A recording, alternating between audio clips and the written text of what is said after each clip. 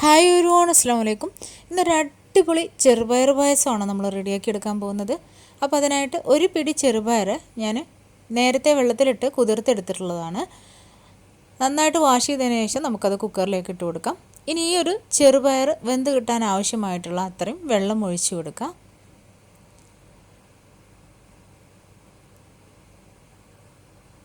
ഇത് മൂടി വെച്ച് ഒരു 4 മുതൽ 5 വിസിൽ വരെ വരുന്നത് വരെ നമുക്കിതൊന്ന് കുക്ക് ചെയ്തെടുക്കാം.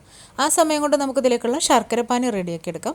അതിനായിട്ട് 3 അച്ച് ശർക്കര ഒരു പാനിലേക്ക് ഇട്ട് കൊടുത്തിട്ടുണ്ട്. ഇനി അതിനകത്തേക്ക് ഒരു 1/2 ഗ്ലാസ് വെള്ളം കൂടെ ഒഴിച്ചു കൊടുക്കാം. എന്നിട്ട് നന്നായിട്ടൊന്ന് പാനിയാക്കി എടുക്കാം. അപ്പോൾ ശർക്കര പാനി ഇവിടെ റെഡി ആയിട്ടുണ്ട്. ഇനി നമുക്ക് കുക്കർ തുറന്ന് നോക്കാം. അപ്പോൾ ഇതിപ്പോൾ 5 വിസിൽ വന്നിട്ടുള്ള ചെറുപയറാണ്. അപ്പോൾ അത് നന്നായിട്ട് വെന്തിട്ടുണ്ട്. ഇനി നമുക്കൊരു തവി വെച്ചിട്ട് ജസ്റ്റ് ഒന്ന് ഉടച്ചു കൊടുക്കുക. മുഴുവനായിട്ട് ഉടച്ചെടുക്കണ്ട. ഇനി ഇതിലേക്ക് നമുക്ക് നേരത്തെ റെഡിയാക്കി വെച്ചിട്ടുള്ള ആ ഒരു ശർക്കരപ്പാനി ഒഴിച്ചു കൊടുക്കുക.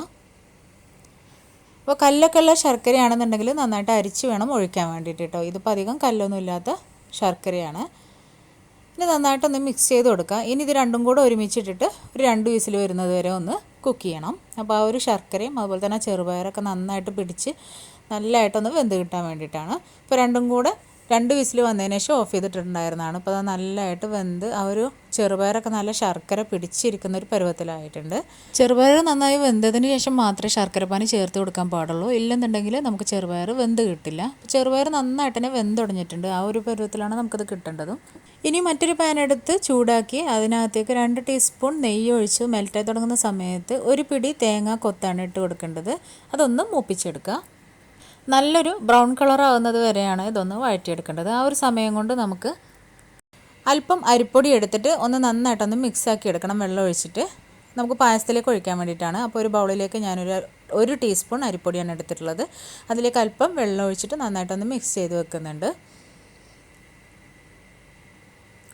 അപ്പോൾ ആ ഒരു സമയം കൊണ്ട് നമ്മുടെ തേങ്ങാക്കൊത്ത് ഇവിടെ നല്ല റോസ്റ്റായി വന്നിട്ടുണ്ട്. ഇനി ഇതിലേക്ക് നമുക്ക് അല്പം കാഷ്യൂ നട്ട്സും കൂടെ ചേർത്ത് കൊടുക്കുക. ഇനി നിങ്ങൾക്ക് മുന്തിരി വേണമെന്നുണ്ടെങ്കിൽ അതൊക്കെ ചേർത്ത് കൊടുക്കുക കേട്ടോ.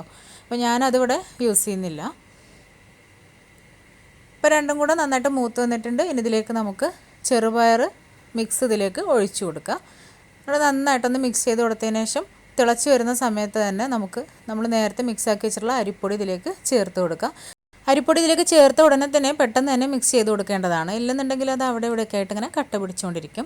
അപ്പോൾ നമ്മുടെ ഈ ഒരു പായസത്തിന് നല്ലതായിട്ടൊന്ന് തിക്ക് കിട്ടാൻ വേണ്ടിയിട്ടാണ് നമ്മളിങ്ങനെ ചെയ്യുന്നത്. അപ്പോൾ അരിപ്പൊടി ഒരുപാട് എടുക്കരുത് കേട്ടോ. ഈ പറഞ്ഞ അളവിൽ മാത്രം തന്നെ എടുക്കുക. ഇനി ഇതിലേക്ക് ഫുൾ ഫാറ്റ് മിൽക്കാണ് ഞാനിപ്പോൾ എടുക്കുന്നത്. 1 കപ്പ് മിൽക്കാണ് ഇതിലേക്ക് ഒഴിച്ചു കൊടുക്കുന്നത്. ഇനി ഇതും കൂടെ ചേർത്ത് നന്നായിട്ടൊന്ന് മിക്സ് ചെയ്ത് കൊടുത്ത് നല്ലതായിട്ടൊന്ന് തിളപ്പിക്കുക.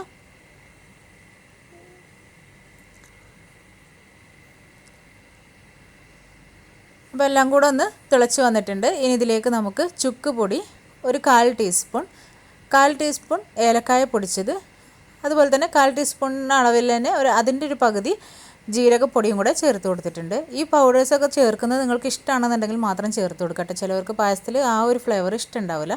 പക്ഷേ ഇവിടെ എല്ലാവർക്കും ഇഷ്ടമാണ്. അതുകൊണ്ട് ഞാൻ 3 പൗഡറും ചേർത്ത് കൊടുത്തിട്ടുണ്ട്. നല്ലൊരു അടിപൊളി പായസമാണ്. തീർച്ചയായിട്ടും ഒന്ന് ട്രൈ ചെയ്ത് നോക്കണം കേട്ടോ. വളരെ പെട്ടെന്ന് റെഡിയാക്കി എടുക്കാൻ പറ്റുന്ന ഒരു അടിപൊളി പായസമാണിത്. ഞാനിപ്പോൾ ഇവിടെ കുറച്ച് അളവിലേ കാണിച്ചിട്ടുള്ളൂ. അപ്പോൾ നിങ്ങൾ തീർച്ചയായിട്ടും ട്രൈ ചെയ്ത് നോക്കാൻ മറക്കരുത്. വീണ്ടും നെക്സ്റ്റ് വീഡിയോയിൽ കാണാം ഇൻഷാ അല്ലാഹ്. Thank you.